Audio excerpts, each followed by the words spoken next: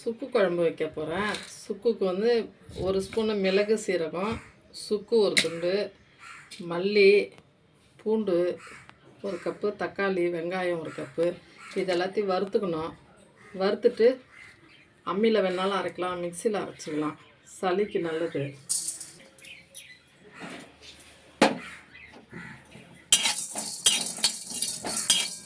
எல்லாத்தையும் நல்லா வறுத்து அரைச்சிட்டு ஒரு நெல்லிக்காய் சைஸ் புளி எடுத்துக்கிட்டு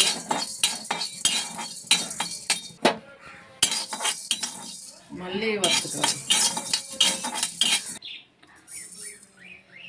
நல்லெண்ணெய் இருந்தால் ஊற்றிக்கலாம். நல்லெண்ணெய் ஊற்றி வச்சிங்கன்னா இது அவ்வளோ உடம்புக்கு நல்லது. இது கூட தூதுவளை இருந்தால் போட்டு அரைச்சிக்கலாம், இல்லையா முடக்கத்தான் போட்டு அரைச்சிக்கலாம். வாயு உடம்புக்கு நல்லது. இந்த குழம்பு வச்சு சாப்பிட்டு பாருங்கள்.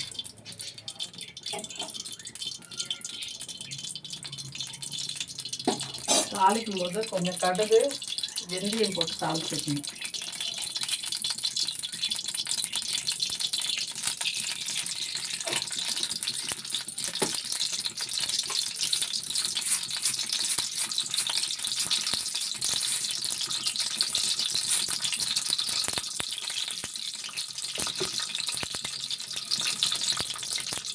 கொஞ்சம் வந்து பூண்டு போட்டு நல்லா பூண்டில் வதக்கிட்டு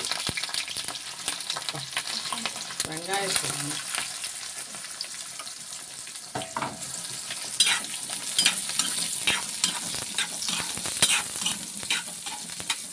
வதங்கும் போது கல்லுப்பு அப்போதான் நல்லா இருக்கும். வதங்கும் போது கொஞ்சம் உப்பு போட்டு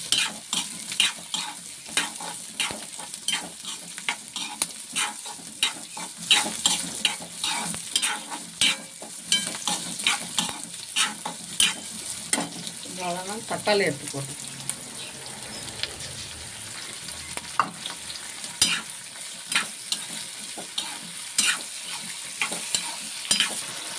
மஞ்சள் கொஞ்சம் போட்டுட்டு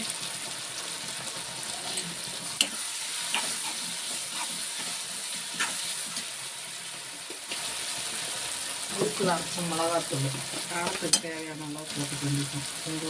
அவங்களுக்கு எவ்வளோ காரம் பிடிக்குமோ அந்த அளவுக்கு.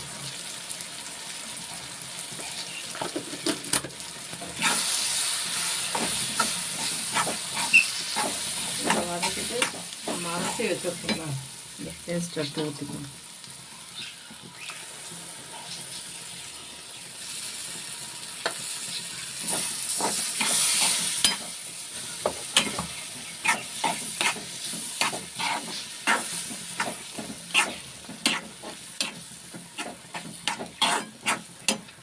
இதுக்கப்புறம் புளி அளவு எடுத்து வச்சிடலாம். அந்த கரைச்சி வச்சுருக்கோம் அதை மட்டும் எடுத்துக்கிட்டு அந்த அரைச்ச சாறுலேருந்து அதெல்லாம் அலசி கொடுக்கணும். எண்ணெய் ஊற்றி எல்லாத்தையும் அரைச்ச விழுது எல்லாத்தையும் போட்டு மிளகாத்தூளெல்லாம் போட்டு நல்லா கொதிக்க விட்டணும். கொதிக்க விட்டுட்டு அவ்வளோதான், சுக்கு குழம்பு ரெடி ஆகிடுது. வீட்டில் செஞ்சு சாப்பிட்டு பார்த்துட்டு எப்படி இருக்குன்னு கமெண்ட் பண்ணுங்கள். உடம்புக்கும் அவ்வளோ நல்லது.